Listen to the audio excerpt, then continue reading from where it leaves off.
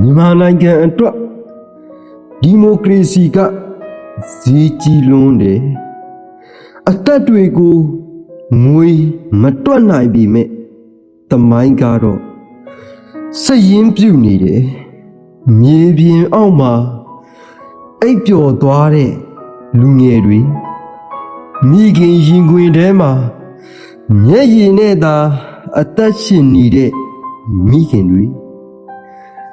အလန်းဒီအောက်မှာအိပ်ဆက်သွားရတဲ့သူတွေကအိမ်မပြန်လာတော့တဲ့သားတွေအနာဂတ်ကိုခဏစွန့်လွတ်ခဲ့ရတဲ့လူငယ်တွေပါဒီမိုကရေစီဆိုတာစကားလုံးတစ်လုံးနဲ့မဟုတ်ဘူးသွေးနဲ့ညီညစ်မျက်ရည်နဲ့တန်ဖိုးချထားရတဲ့အိမ်မက်တစ်ခုပဲဒီမြိုင်တစ်ခုချင်းစီမှာလွတ်လပ်ရေးကိုစိုက်ပျိုးထားတယ်ယနေ့တည်ဆုံးသူတွေကြောင့်မနှက်ဖြစ်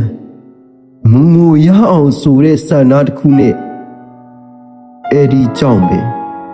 မြန်မာနိုင်ငံအတွက်ဒီမိုကရေစီကဈေးကြီးတယ်ဒါပေမဲ့မပြီးနိုင်တော့အောင်မလိုအပ်ဘူးဆိုရင်အဲ့ဒီအသက်တွေပေးစရာမရှိခဲ့ပါဘူးအလင်းရောက်မလာသေးခင်ညကညတာချီခဲ့ရပေမဲ့သွေးနဲ့ရေးထားတဲ့တီလန်းကိုတမိုင်းကမဖြတ်နိုင်ပါဘူးဟုတ်ကဲ့ကျေးဇူးတင်ပါတယ်